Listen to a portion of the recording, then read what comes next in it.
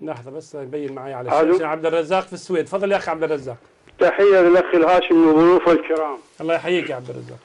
الأخ عباس الجنابي سلام حار، سلام عراقي أصيل لك. الله يسلمك. وردت أكد على كلامك على أن الشهادتين مو كافية بالإسلام الإيراني، وإنما البراءة من أعداء أهل البيت هو اللي يثبت الإسلام، والبراءة من أعداء أهل البيت يعني البراءة من عمر وأبو بكر وعثمان والسيدة عائشة.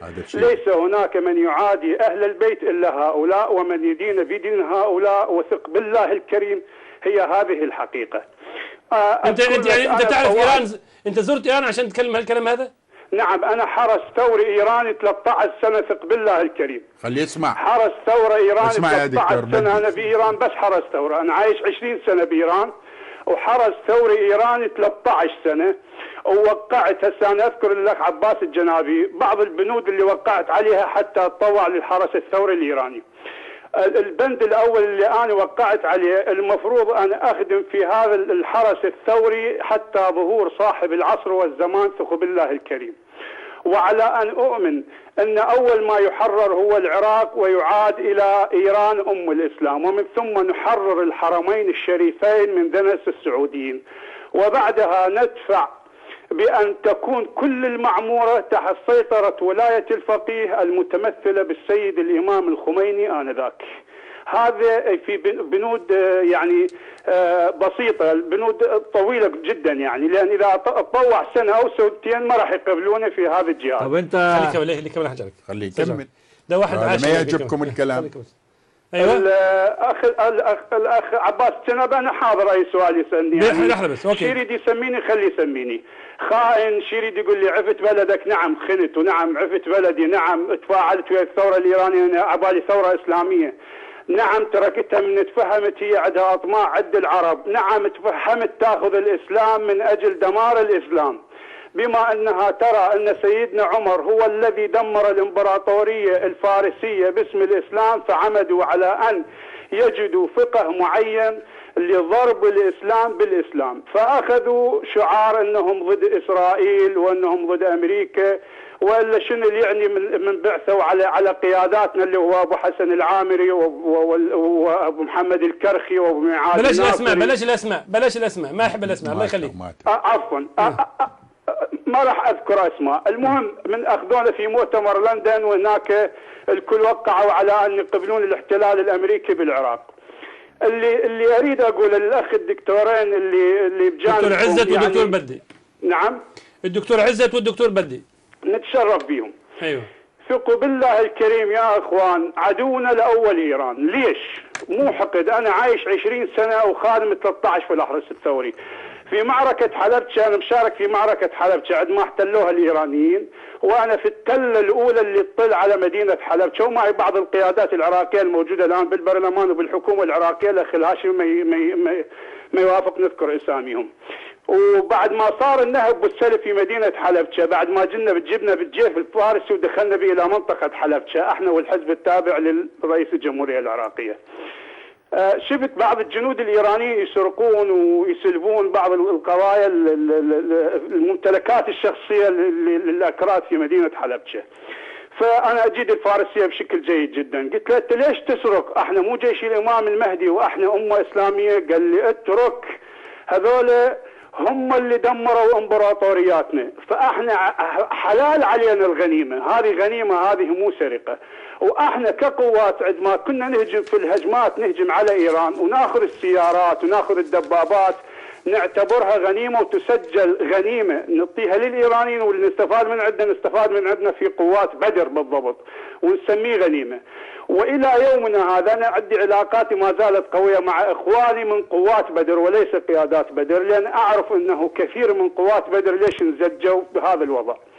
إلى الآن احنا عندنا العراق غنيمة، كل ما ناخذ به هو غنيمة. تجينا تعليمات على ضرب الحسينيات، إذا اعترضنا على ضرب الحسينيات يقولوا لي مصلحة الإسلام تتطلب اليوم نفجر الحسينيات. ثق بالله الكريم يا أخي، هذا الكلام أقوله مو كلام تلفزيون لا حكي جرايد، ثق بالله هذا يعني كلام موثوق. وفي منطقة تنقة كنش، في منطقة كرمانشاه تنقة كنش، من هناك تخرج المتفجرات وتروح للعراق. من منطقة سنقر قليائي التابعة لكرمانشاه مقر لواء حمزة سيد الشهداء، من هناك توصل عبر رابطين، وما يقبل الأخ الهاشمي أذكر أسامي هاي الرابطين اللي تذكر للعراق. وهناك اغتيالات هي من ناس في بدر يعملون، تقول له ليش اقتل هذول؟ يقول لك هذا اليوم ويانا وباكر ضدنا، قتله مصلحه الاسلام تتطلب. المشكله انه الاخ الهاشمي ما يسمح لي انه اتكلم يعني بالاسماء. طيب خذ هالسؤال من الدكتور عزت. الدكتور عزت عنده لك سؤال. تفضل. الدكتور عزت من مصر عنده لك سؤال. انا بسالك يا سيدي الفاضل، طب انت ليه تطوعت في الحرس الثوري الايراني؟ انا اسير حرب، شاركت في الحرب العراقيه الايرانيه وتاثرت، وكل الشعب وردنا في الطريقه نطلع منها من الاسر. اتطوعنا 10,000 نفر من عندنا، هربنا باللحظات الاخيره اللي شفناهم بعد ما ان صارت يعني ايدهم قويه ويا امريكا ويبدا الهجوم على العراق. انا هربت وجيت للسويد. يعني انت وقعت على الوثيقه دي علشان تهرب من الاسر؟ هذه الحقيقة، يعني هذه الحقيقة، بس أنا شاركت المعارك وياهم، شاركتها. يعني شاركت في المعارك وقتلت إخوتك العراقيين برضه؟ شاركت ورميت، سميني ما تشاء. أنا اللي قدام قلت لك أنا خائن. في جيش التوابين، جيش مشهور. في كثير إيرانيين جندوا، يعني عملوا جيش كامل. إذا كان الكلام اللي أنت بتقوله ده صحيح، يا خلاص ما نقدرش إن احنا نوافق معاك طبعا، يعني نتفق معاك على كل شيء، لان احنا طبعا لا احنا ما عندناش هزيمه. بس اكو شيء مهم اذا سمحت لي، هذا دليل. لكن يعني اذا سمحت لي اقوله، احنا الزمنا، هذا ربك. احنا ما بنعملش تحقيق، انما احنا ناس عايزين نعرف الحقائق بس. اسالوا صحيح، ما في مانع يعني اسال هذا الكلام. يا استاذ عبد الرزاق تفضل. اسمح لي، انا عندي سؤال.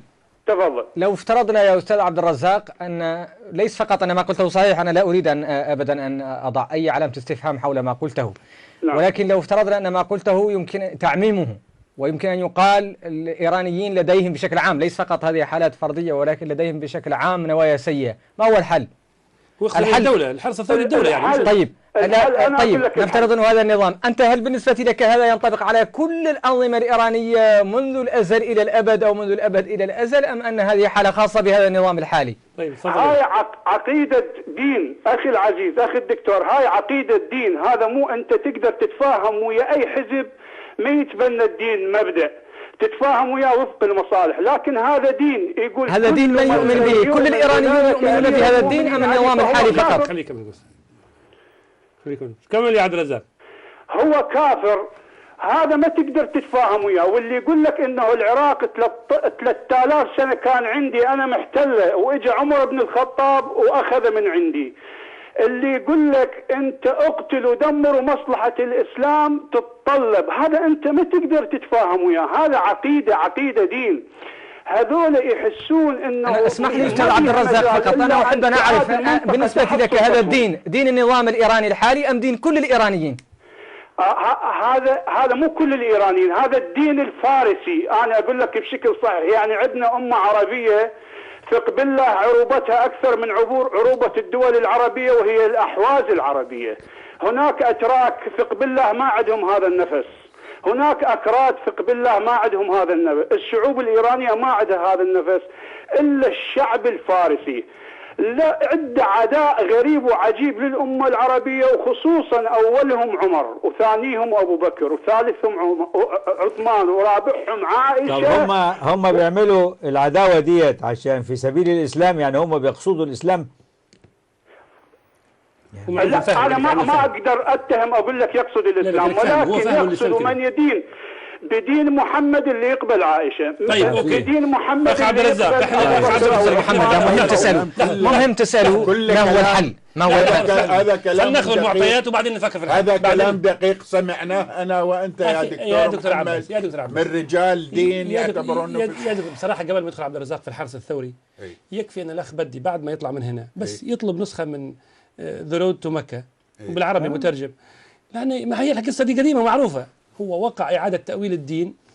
أنا سألت بعض العرب هناك، أنتوا ليش يعني ممنوع عليكم أسماء عمر وأسماء كذا؟ قال لك هذا في موقف قومي، يعني بالنسبة للفرس موقف قومي من هذه الأسماء ممنوع، دي يقول له في العراق دلوقتي اصبح اسماء يعني معينه اذا كانت اصبح ناس يغيروا اسمائهم.